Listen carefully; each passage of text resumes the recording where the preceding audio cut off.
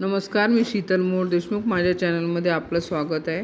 तुम्ही जर नवीन असाल तर माझ्या चॅनलला पहिले सबस्क्राईब करा, म्हणजे तुम्हाला असे नवनवीन व्हिडिओ बघायला मिळतील. हे सगळे भाजीपाला आपण घेतला आहे. या भाजीपाल्यापासून बघा काय तयार करायचं आहे. हे सगळे बटाट्याचे काप करून घेतले आहे मी उभे, हे असे एका लाईनीत लावलेले आहेत. त्याच्यानंतर हे टोमॅटोला अर्ध काप करून घेतलं, ते लावलं. नंतर हे वांग्याचे छोटे छोटे काप करून असे लावलेले आहेत. हे कांद्याचे काप करून हाफ सर्कलमध्ये असे लावून घेतले. त्याचेच छोटे छोटे तुकडे कांद्याचे मध्ये मध्ये लावून घ्यायचे. आणि हे भेंडीचे राऊंड शेप कापून हे असे मी गोलमध्ये लावून घ्यायचे. आणि टोमॅटोचे हे छोटे छोटे तुकडे करून मध्ये मध्ये त्याच्या लावून घ्यायचे.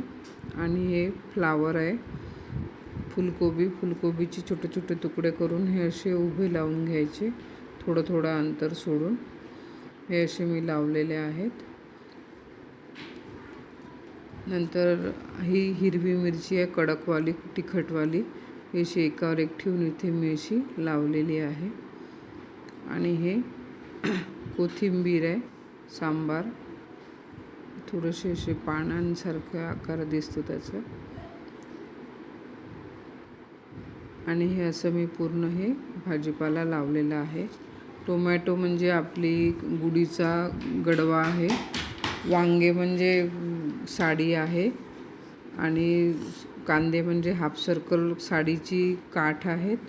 आणि त्याच्यावर फ्लावरचे जे तुकडे लावले ती म्हणजे गाठी आहे. आणि भेंडीचे छोटे छोटे जे सर्कल लावले ते म्हणजे गुढीचा हार आहे. आणि कडक मिरच्या हिरव्या वापरल्या आहेत, त्या म्हणजे आंब्याचे पानं आहेत. आणि इकडे सांबार लावला, कोथिंबीर म्हणजे ती म्हणजे कडुलिंब आहे.